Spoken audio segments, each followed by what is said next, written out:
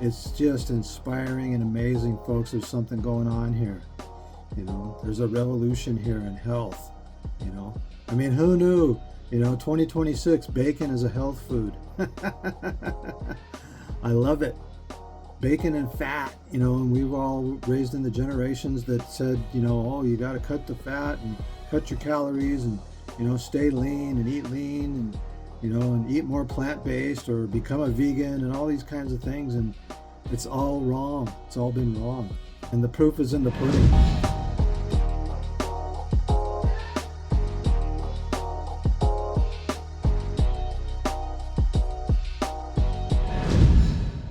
Hello, my friends. Checking in again for this week. Doing good. Down about 45 pounds. And feeling pretty good. Had a few days where I feel a little bit tired sometimes. I'm not really tired. I feel great all the time, but I'm feeling a little less great than I think I should be feeling. So, but I have energy, losing weight, getting stronger, and so on and so forth. And my mind is clearer. And so I'm thinking about a lot of things that I haven't thought about as much in the last year or so. And I'm going to get back into animal farming because I eat a lot of meat. And we used to raise our own cows. And I'm going to start raising hair sheep. And I've raised hair sheep before, but mostly cows. And of course, I've got chickens and that kind of thing. And so I'm going to get back into that. Whereas before, I felt like I needed to retire because I was getting too old. And now that I'm getting biologically younger, I feel like I can do those things again. And, I feel more motivated to do it too. And that's part of the brain fog clearing up from what we would call old age. And yeah, it is old age if you're on a standard American diet or a standard diet, Western diet, if you will. And so one of the things I wanted to mention is I constantly on the forums and different things, I hear people, struggling, especially when they're new to carnivore. How do you get rid of the cravings? And I always say, well, once you're fat adapted, the cravings go away. But the physical cravings do, but not necessarily the psychological or emotional cravings, depending on what that memory, what memory of that triggers, that type of thing. And everybody's different. And so I realized that, maybe it's easier for me once I got fat adapted, but for some people it's more difficult. But what I've discovered too is that the carbs, as long as I was eating carbs, like I've said before, I've done keto before and done well with it, but I've never been able to sustain it, and that's where I came up with the line, it's the carbs, dummy.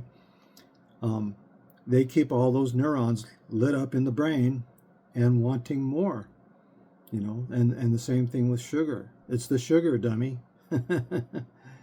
And so even if I have a psychological tinge to about something, which I rarely do, now there's no pull. There's nothing there for me.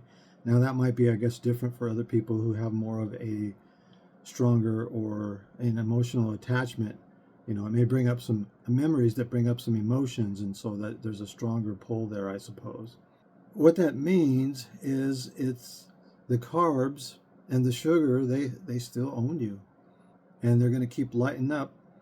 And even with sweeteners, I struggled with sweeteners. I had to have some sweetener in my coffee. Everything else I didn't need it in anymore. But I wanted some in my coffee. And I drink decaf coffee with a couple tablespoons of butter and 2 eggs blended into it. And so I found now if I put my Soleil water into it or a pinch of salt, it tastes great. I love it. And I don't miss the sweetness anymore. So I have a whole bunch of stevia in there that I'm never going to use now. I might use it on a holiday for a cheesecake or something like that. That would be the only time. But it does the same thing. It lights up those neurons in the brain, making you want more sweets, sweet tooth, as it says. So I think it's, this is why I advise to go cold turkey and go as strict as you can carnivore right from the start to get fat adapted, to get past that. And it probably takes at least 3 weeks. I mean, you get fat adapted sooner, but it takes about 3 weeks for the habit of wanting to have a carb snack or whatever, or that psychological or emotional tinge if somebody offers you something, or a holiday comes up or an occasion or that kind of thing. 30 days, if you can just go 30 days as strict as you possible, and then make it, and then push it into 90 days, because by then you'll start seeing some benefits and it'll be easier to push it into the 90-day thing. At least that's my experience, and the experience of others. Like I said, everybody's different. Some people, I actually was on Carnivore for about 4 months, and now it's been a couple months strict carnivore, pretty strict carnivore. And if you have like heavy cream or some kind of dairy or yogurt or something, which I recommend raw, and it's working for you, that's fine, but you can keep doing that. If you stall out, eliminate the dairy for a while. I've had to eliminate dairy for a while, and I love cheese. Cheese is my downfall. And then I'm also doing dry fasting, and not very often. I've done 3 dry fasts, probably more often than you should. I've done a 40-hour, a 48-hour, and a 72-hour dry fast. And so I'm just going on my intuition. When I feel like doing another one, I'll do another one when I think I need to. Those also can break the stalls. And people think, ooh, dry fasting, ooh, that sounds brutal. But I have to keep telling people it's easier than water fasting. And I've water fasted for years on and off. And I couldn't believe how much easier dry fasting is. And so I didn't have the hunger pangs and the thirst that I thought I would have on it. So, try a 24-hour one. And look up Dr. August Dunning. He has a YouTube channel. Look him up on YouTube. He probably is the most knowledgeable about dry fasting, but to my surprise, he's not a carnivore. And that kind of surprised me a little bit, because although he does talk about going low carb for a while, but it surprised me because he understands autophagy and becoming fat adapted when you're fasting, and so on. And so, but to each their own. Nobody is perfect or knows everything, but he does have a lot of knowledge about dry fasting and what it does. It totally resets your stem cells, your mitochondria, gets rid of parasites, all kinds of disease. Yeah, the benefits are crazy, and that's why I think that the carnivore way of eating and dry fasting is a key, if not the key, the main key to immortality, or something close to it. I'm not doing this because I want to live longer. I'm doing this because however long I live, I want to be healthy. And so I'm not sure I would want to live forever, even if there was immortality available. People are talking about this could extend you to 120 years or so. I'm not even sure I want to live that long, but however long I do live, I want to have a good quality of life. And like I've said before, I'm feeling 10 years younger already, and it's just slowly getting better. I've kind of settled into a routine, and so the initial gains and weight loss and everything are always motivating and exciting. That has slowed down some. I'm still losing weight a little bit at a time now, and I've adjusted my fat intake and that kind of thing. And that's the thing, you got to figure out what works best for you.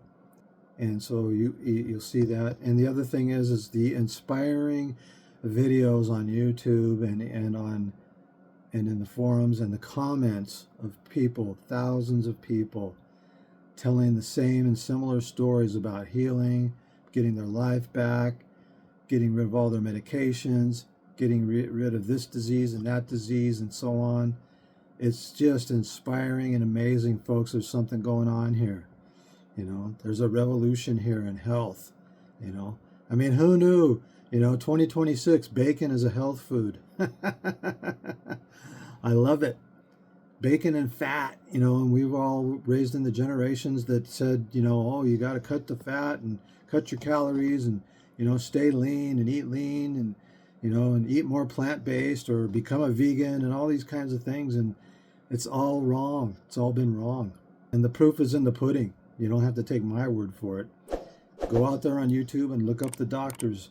Dr. Berry, Dr. Sean Baker, Dr. Hampton, Dr. Boz, Dr. Westman. And again, when you do look at any of those videos, be sure and read the comments, my friends. Amazing stories. Mimi Morgan, go look up Mimi Morgan. Dave Mack just did an incredible interview, and her story is one of the most extreme, incredible stories that I've seen on there. And then there's Maggie White, 82 years old, I believe, and she looks like, maybe she's 50. It's just, I can't emphasize enough how incredible it is. People say, oh, those are anecdotal. Well, yeah, when there's thousands of them saying the same and similar things, like I said, there's something going on here, and you'd be foolish to ignore it, in my opinion. So, anyways, yeah, my friends. So, whenever you think you can't do this, that's the carbs talking. You can do it, and once you get fat adapted, it becomes way easier. Regardless of what your psychological and emotional triggers are, becoming fat adapted takes away that physical thing, and it helps you able to resist those if you do have them. And those go away too. The food noise goes away. And so now I eat for health and for energy, not for enjoyment or entertainment necessarily. That doesn't mean I can't enjoy a good steak or a good, meal of some kind. I love bacon and eggs and sausage and that kind of stuff. You can enjoy all those things, but I'm not eating for that enjoyment. I'm eating for my health. That's another thing people have to understand. And even when when you first get started, people are often asking, what do you do? I'm bored, Well, find a hobby. But for every carb that you think you're missing at the time, there's maybe not every one, but almost all of them, there's a carnivore recipe. And I've tried a few of them, and they're actually quite good. There's even carnivore ice cream. And I have made it, and it's delicious. And yeah, I put a little stevia in it because I couldn't imagine ice cream without some kind of a sweetness to it. But I can now because I don't have a desire, not even for the stevia sweetness. And so one of these days I might, but I don't really crave it anymore. I don't really, it's some work, and I'm like, I don't want to do all that work. But one of these days I'll probably make some ice cream, and I won't put any sweetener in it. And I'll probably love it.